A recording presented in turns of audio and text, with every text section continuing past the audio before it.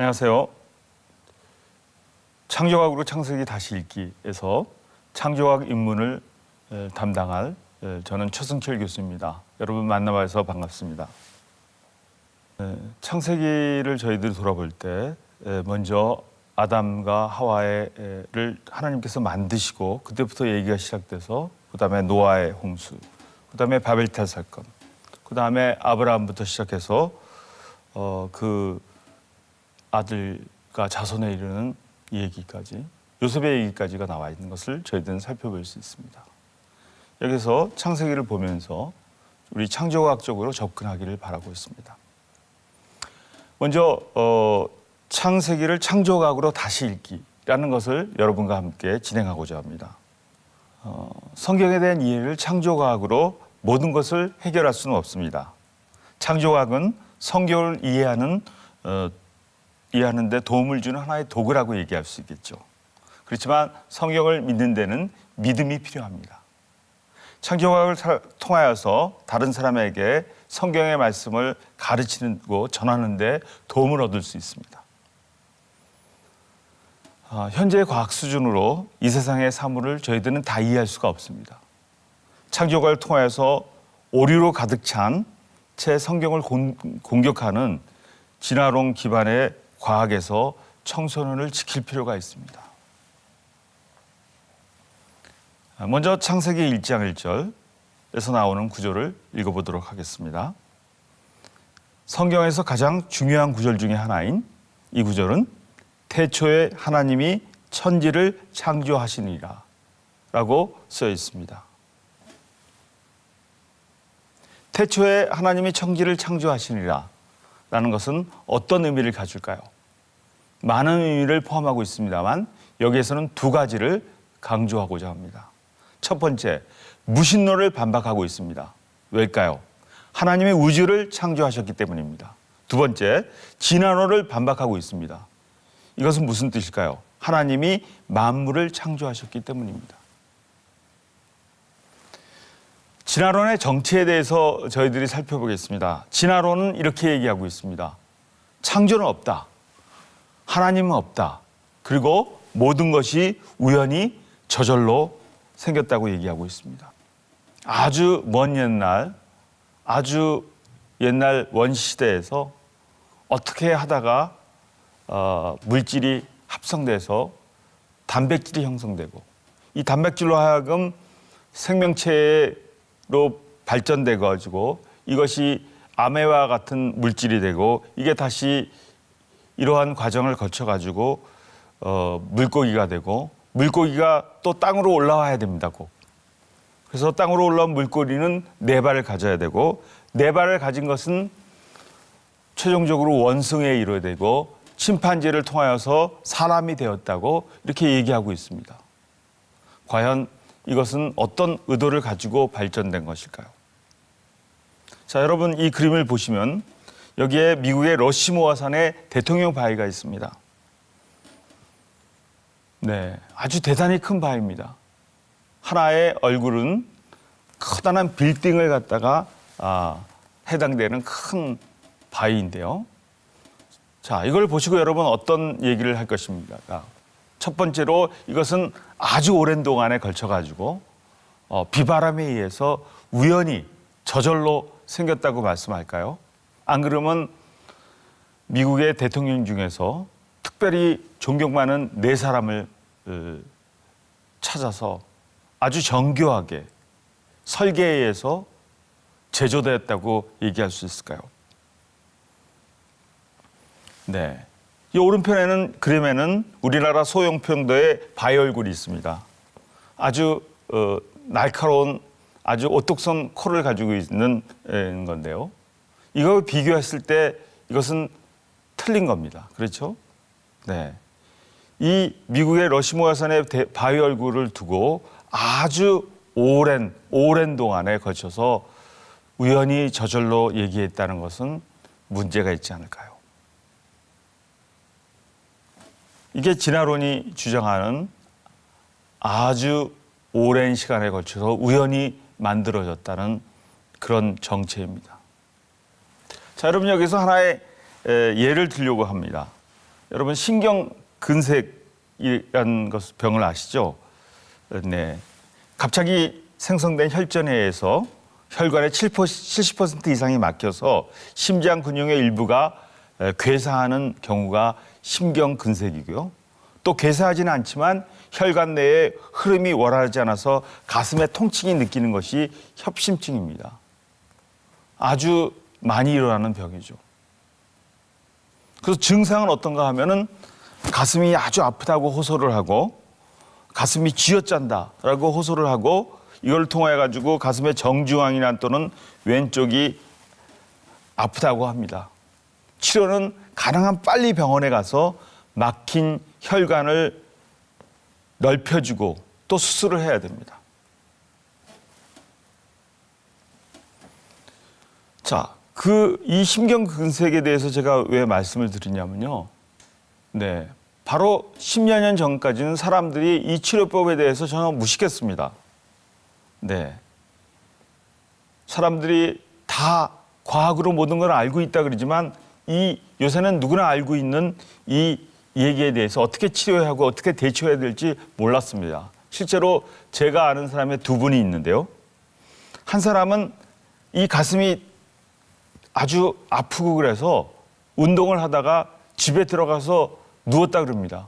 좀 쉬면 낫겠지. 네, 어떤 사람 체한 줄 알고 소가지를 복용하고 그냥 누워 있다가 네, 사망에 이른 사람이 있었습니다. 그래서 제가 아는 사람은 10여 년 전에 이렇게 해서 돌아가 버렸습니다. 또 한 사람은 이 즉시 병원에 가서 약을 투여하고 응급조치를 취해서 수술해서 회복되었습니다. 네, 이 두 사람의 차이는 뭘까요? 사람들이 대단히 과학적이고 또 모든 것이 과학이라서 해결되고 얘기하겠지만 실제로는 기본적인 얘기도 사실 10년 전에는 잘 몰랐다는 얘기입니다. 네, 저희들이 지금 아직 완성되지 않고 부족한 점이 많은 과학이라는 이름을 통해 가지고 모든 것을 갖다가 판단하고 또 그것이 옳다고 얘기하고 있지 않는가요? 네, 여러분 과학과 그다음에 연구에서 진행되는 순서를 보면요, 먼저 관찰이나 연구를 통해 가지고 하나의 가설을 만듭니다. 이것이 학술적인 연구를 진행하는 절차가 되겠죠. 그래서 실험을 통하여서 실험 방법을 강구하고 또 이것이 옳은가 그런가 얘기하면서 반복적인 실험을 통하여서 이 결과를 해석하고 평가를 내리고 결론을 내리게 됩니다. 네. 그렇지만 어떻습니까? 이러한 여러 가지 시도는 잘못된 결론을 낼 수가 있습니다. 그렇지만 과학자는 이 실험 방법이 조작하지 않는 이상 틀릴 수도 있기 때문에 책임을 질 필요가 없습니다. 책임을 질 필요가 없다는 표현이라보다는 네, 거기에 대해서 자유스럽게 연구를 할 수 있다는 거죠. 다만 이 연구를 통하여서 제품이 생산되었을 경우에는 끝까지 책임을 져야 되겠죠. 네. 우리는 어떻게 볼까요? 매일 미디어를 통해서 잘못된 진화론의 연구와 해석은 아무 책임도 지지 않습니다. 그것이 매일 흘러나와서 저희들을 혼란스럽게 만들고 있습니다. 그리고 이런 얘기는 또 오히려 책을 많이 팔거나 주목을 끌기 위해서 상업적 이벤트로 진행되는 경우가 있습니다. 자, 그 중에 하나 우리는 이 원숭이로부터 진화되었다는 널리 퍼진 잘못된 믿음에 대해서 한번 생각해 보려고 합니다. 먼저 이 널리 퍼진 이 잘못된 믿음이 증명되려면 이 화석에서 빠진 고리, 즉 중간 형태를 찾아서 진화론의 진실됨을 밝혀야 됩니다. 그렇다면 어떨까요? 진화론 과학자는 아직 종과 종의 사이를 이어지는 전위적 화석을 찾지 못하고 있습니다. 네, 여기에서 몇 가지 이 사람의 조상이라고 진화론자다가 얘기하는 그런 것을 한번 살펴보도록 합시다.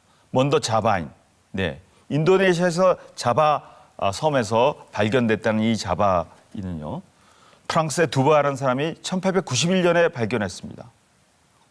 15m 떨어진 두 종류의 뼈로 합성됐습니다. 원숭이의 멸혈뼈와 인간의 다리뼈를 조합한 겁니다.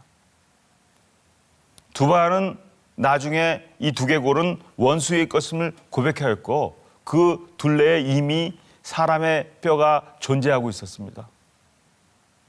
이후에 과학자들이 검증한 결과 이것은 긴팔 원숭이인 것으로 판단을 내렸습니다.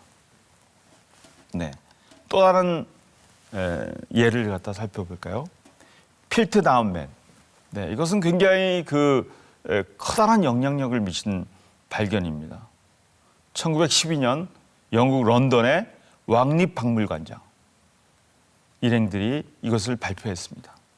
네, 당시에 영국은 아주 강했고요, 강대국이었고 거기에 왕립박물관이라는 아주 막강한 위치에 있어서 이 과학을 주도하는 사람에 의해서 이 필트다운맨은 설명이 됐습니다. 그렇지만 이것은 어떤 걸까요? 이것은 사람의 두개골과 원숭이의 턱뼈를 조합시킨 역시 조작이었습니다. 그렇지만 많은 사람이 이것을 갖다가 진화 과정의 중간 형태로 믿고 속았습니다. 그래서 우리의 신앙의 선배들은 여기에서 타협안을 내놓음으로 하여금 저희들을 갖다가 혼돈시키는 결과를 저희들한테 갖다 주었습니다. 그렇지만 과학이 더 발달해가지고 1953년에 연대 측정을 한 결과 이것은 위조된 것이라는 것이 과학적으로 판명됐습니다. 네, 필트다운맨을 살펴볼 때 이런 조작이 있었다는 것을 우리가 발견했다는 것을 알고 있는데 여기서 꼭 이런 조작에는 세상에서 권위 있는 권세 있는 사람들을 통하여서 우리를 갖다가 헤매도록 만드는 조작이 있습니다. 여기에 여러분 조심하셔야 될 것 같습니다. 자, 여기서 타임지 보도 자료를 한번 살펴보도록 하겠습니다.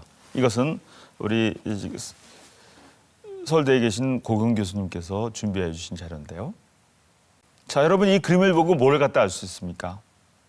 네, 아주 일부분의 뼈가 발견되었고 나머지 부분은 이렇게 사람이 이렇게 그린 겁니다. 그래서 완벽한 것을 갖다가 가진 자료가 아닌 것은 알 수가 있고요. 다음 슬라이드를 보시면 이렇게 나와 있습니다. 여러 가지 발견된 이 자료에 의하면 네, 먼저 첫 번째 부분은 어떻습니까? 아주 조그만 뼈 조각만 이루어져 있죠. 그렇죠? 그리고 아마도 그 다음에 이렇게 생각한다 해가지고 140년이 지난 지금에도 아마 그럴 것이다 라는 표현을 써가지고 정확하게 표현을 하고 있지 않습니다. 추측에 불과한 거죠. 과학적 사실이 없습니다. 네. 자, 여러분한테 신문에 나온 이 기사를 갖다가 소개하고자 합니다. 이 기사는 뉴욕 타임즈에 보도된 것을 한국의 신문이 이렇게 얘기하고 있습니다. 당신은 누구시기에 인류의 진화에 잊어버린 고리인가? 라는 이런 신문 기사인데요.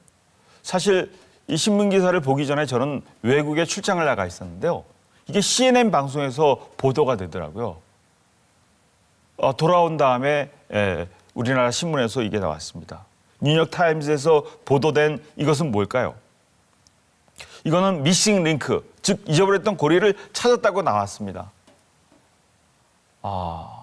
그렇지만 이것은 과학적 사실을 동반하지 않고 그냥 뉴스 토픽, 그냥 지나가는 그런 기사로 나온 겁니다. 그 위에 아무런 과학적 사실도 발견되지 않고 그냥 보도된 겁니다. 네, 여기도 세상에 권위 있는 뉴욕 타임즈와 CNN이 큰 힘을 쏟았죠. 네, 이것은 우리한테 어떤 영향을 미칠까요? 역시 그렇구나. 우리한테 이게 진화론이 맞는 거 아닌가? 잃어버린 고리를 못 찾았다 그러는데 찾은 거 아닌가? 그렇지만 그 위에 어떤 과학적 사실로도 증명하고 있지 않습니다. 네, 우리를 또 이렇게 혼란스럽게 만들고 있죠. 네, 빠진 고리 찾기. 이것은 아직 해결되지 않았습니다. 네, 아직도 그들은, 진화론 과학자들은 종과 종을 사이를 이어주는 전위적 화석을 저희들한테 제시해주고 있지 않습니다. 자, 여기서 한번 정리할까요? 자바이는 조작이었습니다. 필드 다윈도 조작이었습니다. 오스트랄로피테쿠스는 원래 원숭이였고요. 네안데르탈인 크로마뇽은 인간임을 밝혀졌습니다. 네, 결국은 빠진 고리는 아직도 못 찾았다는 것이 현실이었습니다. 자, 이제부터는 우리가 창세기에 나와 있는 얘기를 창조과학적으로 한번 살펴보도록 할까요? 네, 창세기 1장 참 중요한 사실이 나와 있습니다. 거기는 6일 창조에 대해서 나와 있습니다. 하나님은 첫날부터 시작해가지고 마지막 6일 날 사람을 만드시고 인간을 만드시고 7일 날 휴식했다고 이렇게 나와 있습니다. 네, 여기에 우리들은 많이 믿지 못하고 신학이라 그런 사람이 있을지도 모르겠습니다만, 네. 그 다음에 창세기 1장 11절 이하를 보면요, 하나님이 그 종류대로 창조하셨다고 얘기하고 있습니다. 이 종류대로 창조하신 하나님, 이 종류는 뭘까요? 사람은 행문체계로 이렇게 동물, 척추동물, 문, 포유강, 영장목, 사람과 속명이 호모고 종명을 사피엔스로 사람을 학술적으로 구별하고 있습니다만, 이 성경에서 말하는 이 종류라는 것은 과 또는 속에 속할 거라고 추측을 하고 있습니다. 네. 이 종류대로 창조하신 하나님은 어떤 의미를 얘기하냐면요, 종내에서 생물학적 변이는 있지만, 네, 종류를 뛰어넘는 생명체의 변화는 없다는 겁니다.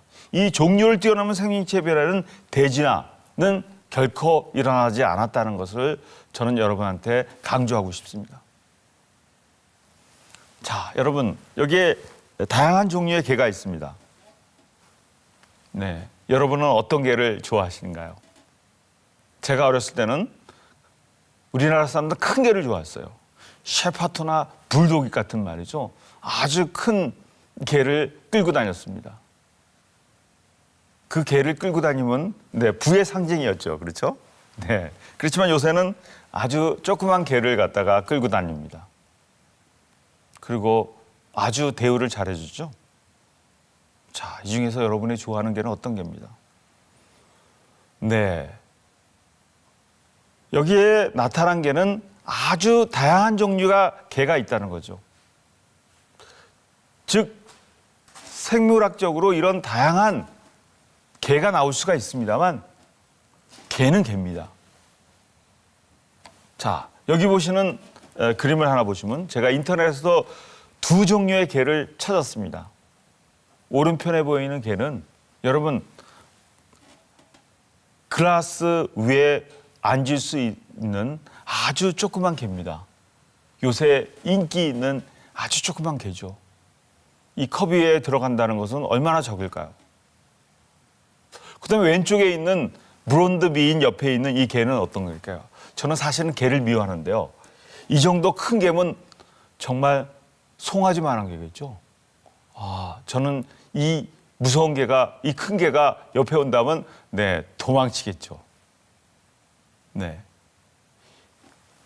자, 이렇게 큰 송아지만한 개도 또 요 잔위에, 유리 잔위에 올라가는 개, 이 두 가지는 똑같은 개입니다.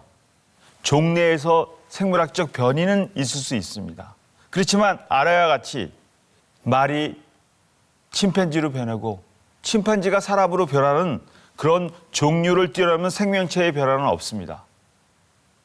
네, 대진화는 없다는 거죠.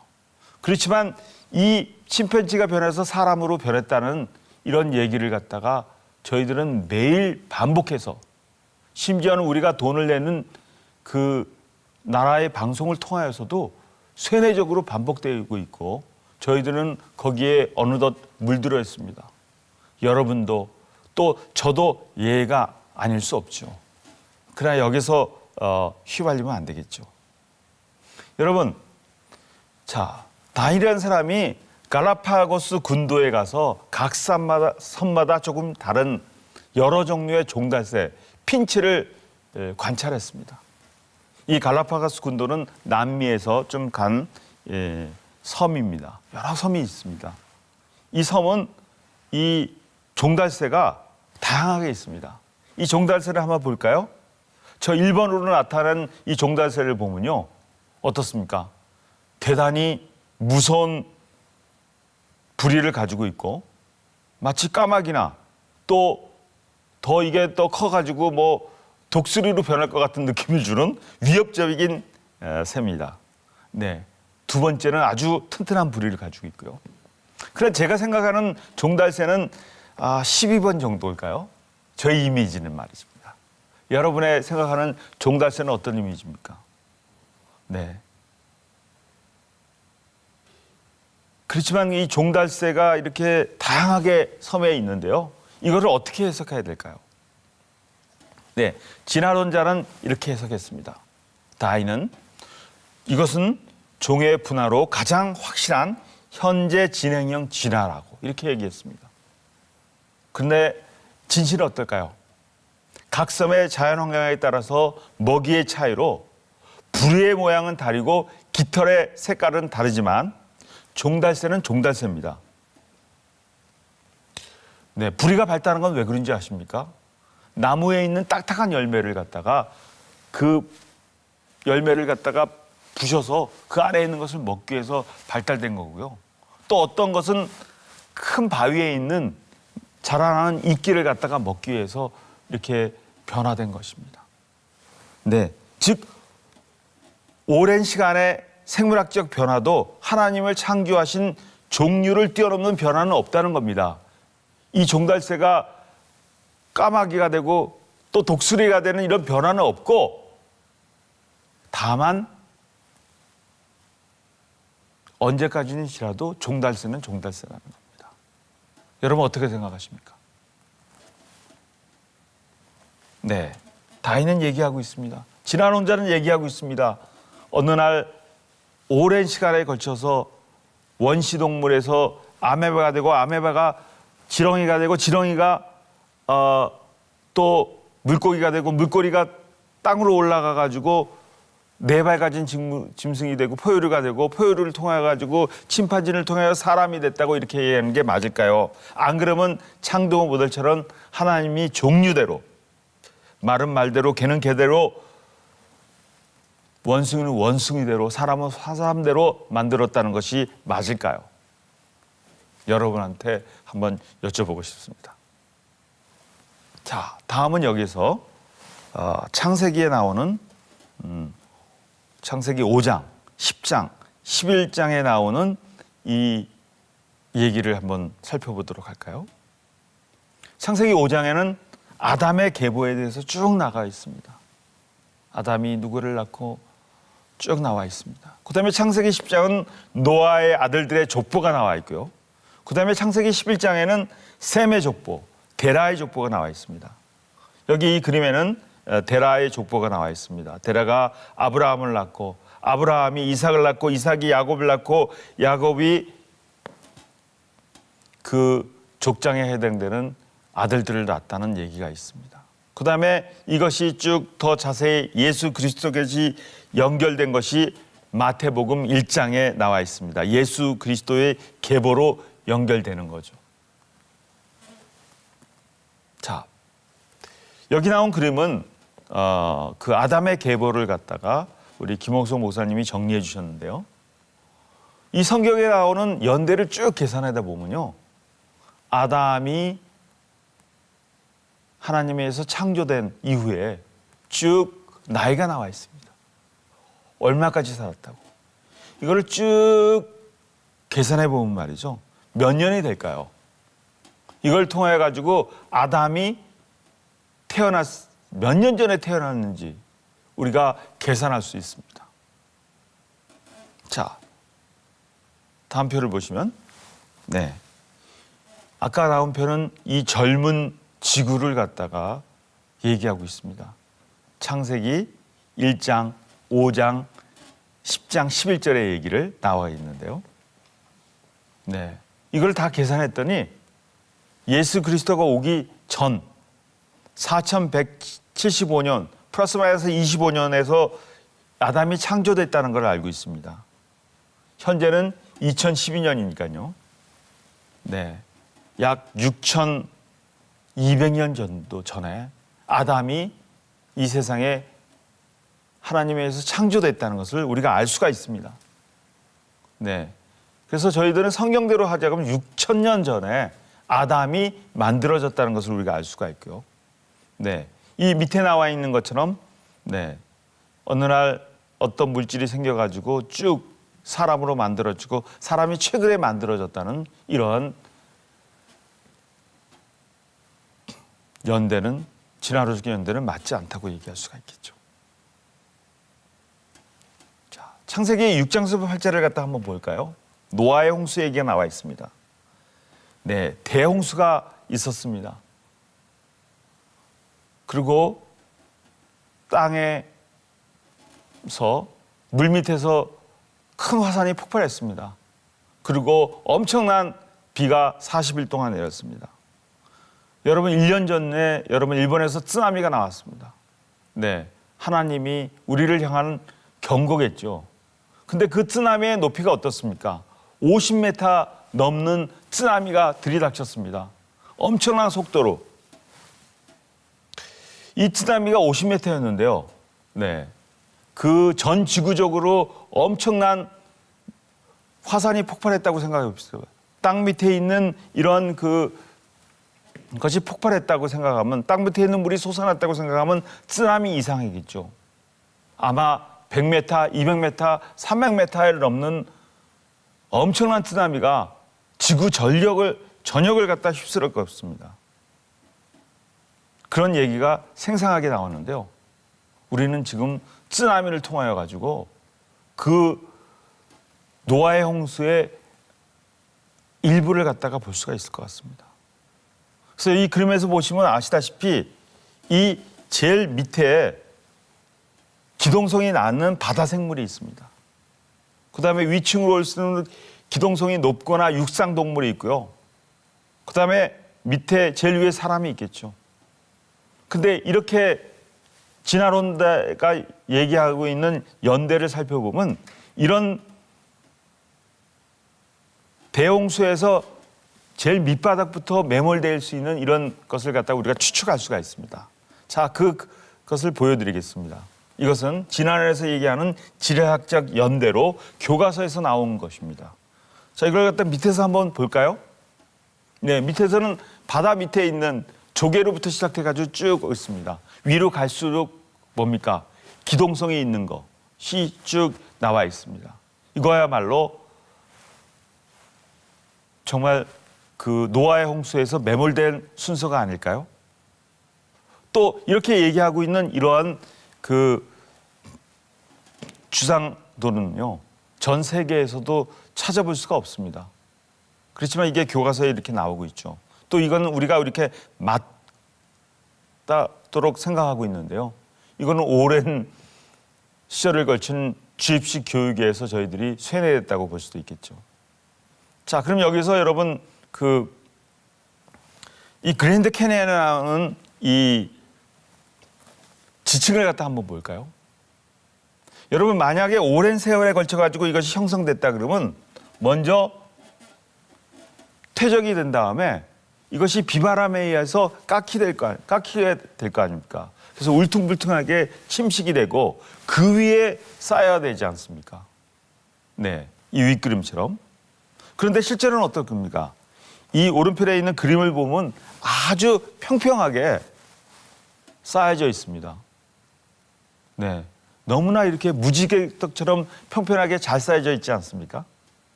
네, 이것은 무엇을 의미할까요? 이거는 홍수에 의해 가지고 한꺼번에 퇴적됐다는 것을 얘기하고 있습니다.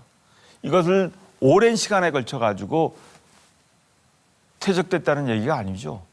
만약 오랜 시간에 걸쳐 퇴적됐다면 이런 무지개처럼 평평한 게 아니고 울퉁불퉁해야 되지 않겠습니까? 네. 그 밖에 우리를 갖다가 헤매게 하는 것을 몇 가지 소개해 주시죠. 여기서 보면 이 살아있는 화석, 실라켄스라는 것이 저희들은 배웠습니다.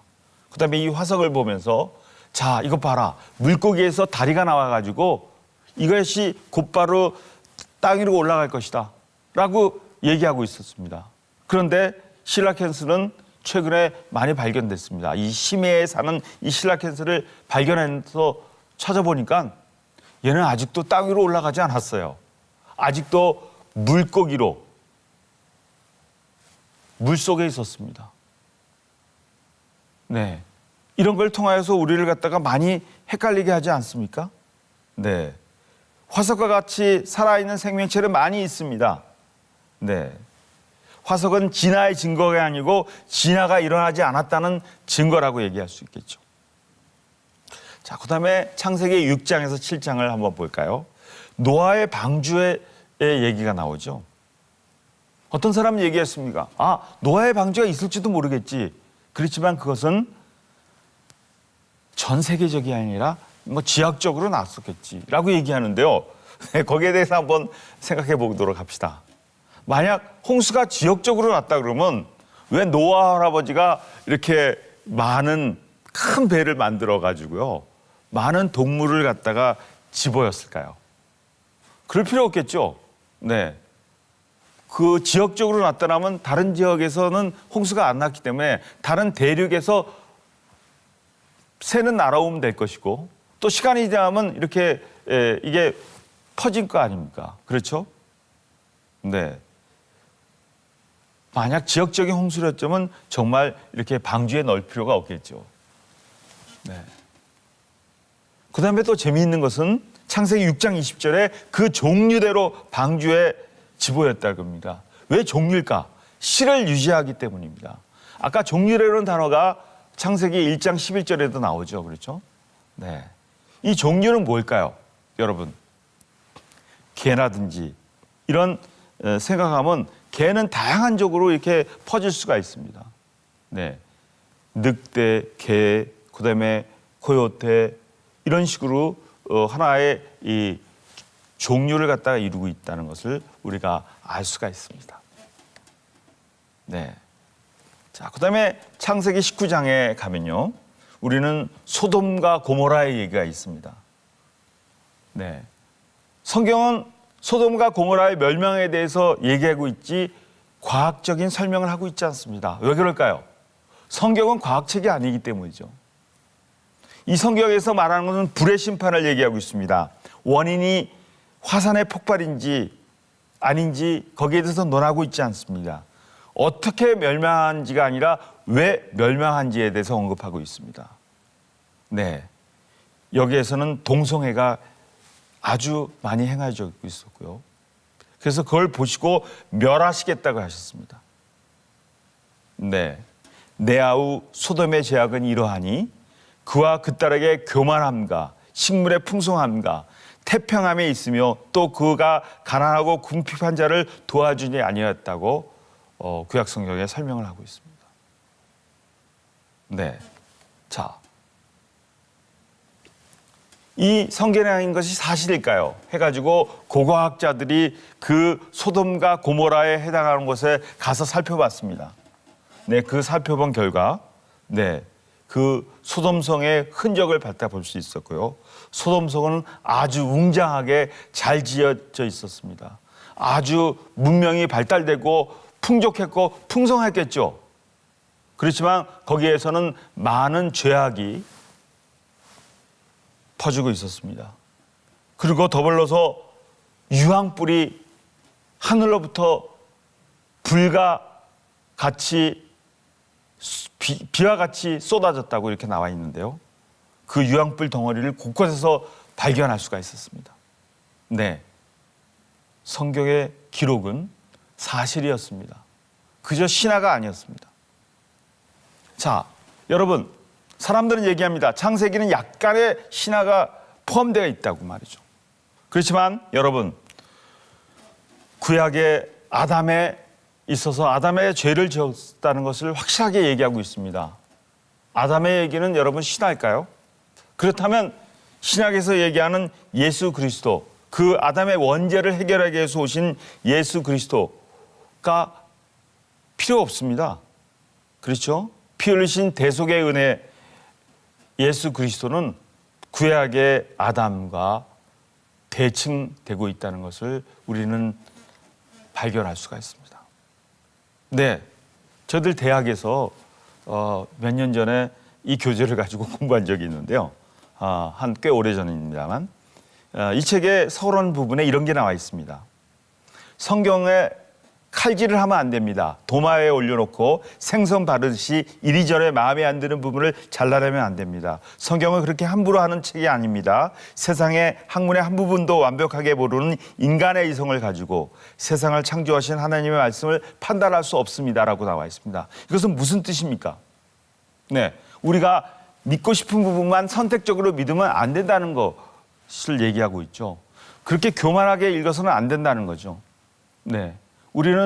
우리에게 닥치는 병도 잘 모르는 주제면 우리가 이 세상의 학문의 한 부분도 잘 알지 못하는 사람들이 과학적으로도 아직 불충분하고 네, 이러한 모자란 사람들이 말이죠.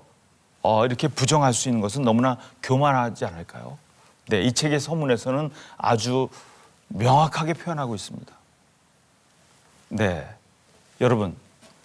창세기 창조학으로 다시 읽기는 어떤 의미가 있습니까? 다시 한번 정리하면 우리가 성경에 대해서 창조학으로 모든 것을 설명할 수 없습니다. 그렇지만 창조학은 성경을 이해하는 도구가 되고요. 그렇지만 성경을 믿는 데는 여러분 각각의 믿음이 필요합니다. 네, 우리는 이 창조학을 이용해 가지고 성경 말씀을 잘 가르치고 또 이걸 통해 가지고 이 성경을 공부하는 진화론 기반의 과학으로부터 우리의 청소년, 우리의 자녀들을 지킬 필요가 있습니다. 자, 이 그림 유명한 그림이죠. 진화론의 종착역은 무신론입니다. 네, 성경에 나와 있습니다. 어리석은 자들은 그 마음에 이르기를 하나님이 없다 하더라. 네, 이 어리석은 사람들은 이렇게 강조하고 있습니다. 아마도 하나님이 없겠지. 이 아마도라는 말을 빼려고 그랬는데요. 네. 그러나 어쩌다가 집어였다 그럽니다. 진화론자들은요. 네. 진화론은 어떻게 이야기하겠습니다. 창조는 없다. 하나님은 없다. 모든 것이 우연히 저절로 생겼다고 얘기하고 있습니다. 네. 이 도킨스라는 학자는 자기 돈을 들여가지고 이렇게 버스에다가 광고를 낸다고 합니다. 정말 알 수 없는 사람이겠죠. 왜 그럴까요? 이 사람들은 저희가 있습니다. 복음을 거부하고 마지막 심판은 없다고 여러분들을 헷갈리게 만들고 있습니다. 네. 앞으로 더욱더 여러분을 헷갈리게 만들겠죠? 그렇죠? 네. 매스컴에서는 끊임없이 빠진 고리가 나오고요. 그리고 이렇게 베스트셀러 작가들은 말입니다. 아주 강조하고 있습니다. 창조를 거부하고 이 진화론을 얘기하고 모든 것이 우연히 저절로 됐다고 강조함으로써 자기의 책을 팔고 이벤트를 열고 그런 것이 진행되고 있습니다. 네, 우리는 지금 여러 가지 위기를 맞이하고 있습니다. 우리에게 복음을 전해준 유럽과 미국의 기독교를 보면 알겠죠. 네, 유럽의 많은 교회들은 문이 닫았습니다. 거기가 이슬람 사원가, 디스코테카, 술집으로 바뀌고 있습니다. 미국은 어떨까요? 미국은 창조학을 가르칠 수가 없습니다. 학교에서 창조학을 가르치면 법을 위반했다는 걸로 공격을 받고 커다란 문제가 일어납니다. 네, 심각한 문제겠죠. 우리나라를 살펴볼까요? 네, 우리나라는 신학대학원생들을 조사해 봤더니 성경의 정확무함을 믿는 학생들이 이 대학원생들이 말이죠. 전체적으로 소수라 그럽니다. 일부의 교수님들은 이 성격을 전부 다 정확무하다고 믿지 않는 분도 계시다 합니다. 네, 이런 것이 여론조사에서 밝혀졌습니다. 인터넷을 통하여서 엔티 기독교 세력들은 활발하게 움직이고 아주 조직적으로 움직이고 있습니다. 진화론은 초등학교부터 계속적으로 학생들에게 또 우리들에게 주입교육으로 교육시키고 있고 우리는 그 속에 젖어서 생활하고 있습니다. 네, 예전에는 교회를 통해서 문화와 예술을 적으로 이 사회를 리드했지만 이제는 세상에서 너무나 재미있는 것이 세상밖에 많이 있어가지고 저희들을 흔들고 있습니다. 네. 그리고 앞으로는 국내의 이슬람 문화 등의 다양한 문화가 들어와가지고 이 저희들을 갖다가 또 혼란시키게 돼 있습니다. 저희들은 거기서 일상에 노출되어 있다는 거죠. 이런 세상에서 저희들은 어떻게 신앙을 지켜갈까요? 네, 너무나도 어려운 문제겠죠, 여러분. 자, 그런데 여러분 학교에서는 어떻게 되고 있나요? 네, 헤칼의 배아 그림을 갖다가 여기에 교과서에 조금 전까지 나와 있는 그림인데요.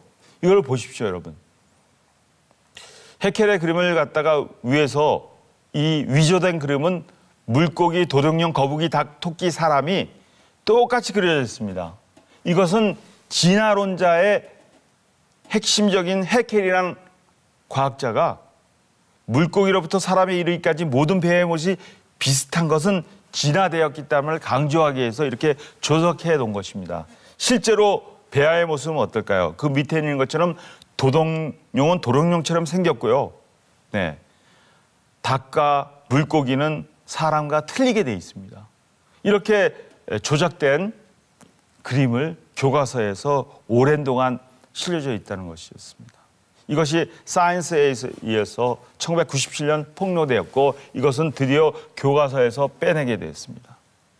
네, 이런 것이 아주 자연스럽게 진행되고 있다는 거죠. 그리고 여러분과 저는 그런 교육에 노출되어 있었고요. 우리 자녀들도 계속적으로 노출되어 있고 반복적으로 세뇌되고 있습니다. 네, 이건 무슨 사실입니다. 진화론과 창조론은 과학 지식 싸움 이전에 이것은 영적 싸움이 개입되어 있다고 저희들은 생각합니다. 여러분, 여기서 여러분은 어느 편에 쓰시겠습니까? 무엇인지 선택하셔야 됩니다. 자, 이제 여러분들은 이제 창조과학 시리즈를 갖다가 공부하게 되는데요. 창조과학 성교가 진행되는 이유는 뭘까요? 먼저 창조과학으로 성경에 대한 이해를 높이셔야 됩니다. 그리고 이 창조과학은 아주 강력한 성교 도구가 될 수 있습니다. 또 이 창조과학을 통하여 가지고 청소년과 학생 선교에 도구 선교에 크게 기여할 수가 있습니다. 네, 먼 데를 여러분 좌시할 필요 있습니까? 없습니다. 본인의 가문과 본인의 자녀들과 그다음에 본인들의 손자 손녀가 여러분 기독교 안에 기독교를 유지하면서 크리스천으로 살아갈 수 있는 것만도 대단한 일입니다, 여러분. 네, 우선 여러분의 본인과 본인의 가문의 신앙을 유지하셔야 될 거 아닙니까? 네, 여기에 창조과학이 답이 있습니다. 네, 마지막으로 정리하겠습니다. 네, 여러분 창조과학을 통하여서 성경에 대한 이해를 높일 수가 있습니다. 네, 성경에 나온 여러 가지 얘기가 있습니다만 우리가 이런 창조과학을 공부함으로 하여금 이 성경에 대한 이해를 높이고 또 여러 가지 과학적 사실과 공부함으로써 또 남한테 전할 수 있습니다. 이 공부를 통하여서 우리는 이 성교 도구로서 사용함으로써 많은 사람에게 복음을 전할 수 있습니다. 특별하게 교사와 또 교회 학교 선생님들한테 이 창조과학 강의를 저는 강력히 추천합니다. 여러분들이야말로 가장 중요한 사람이고 여러분들을 통하여서 청소년과 학생 선교에 크게 기여할 수 있습니다. 네, 여러분 지금 거창하게 다른 사람을 해서 얘기하고 또 우리가 선교를 얘기하고 있습니다만 우선 가장 중요한 것은 여러분과 나의 가정에서 우선 부부가 확실하게 하고요. 자녀들한테 이 창조과학을 가르치고 또 자녀를 통하여서 그 손자 손녀들에 의해서 이 가문이 기독신앙을 유지해야 되겠습니다. 네, 유럽도 실패했고 미국도 실패했습니다. 과연 우리나라는 어떻게 될까요? 우리나라는 정말 가족의 신앙, 가문의 신앙이 유지될 수 있을까요? 창조과학을 통하여서 여러분의 가족과 여러분의 가문이 예수 그리스도 안에 거하기를 간절히 바라겠습니다. 네, 경청 감사합니다.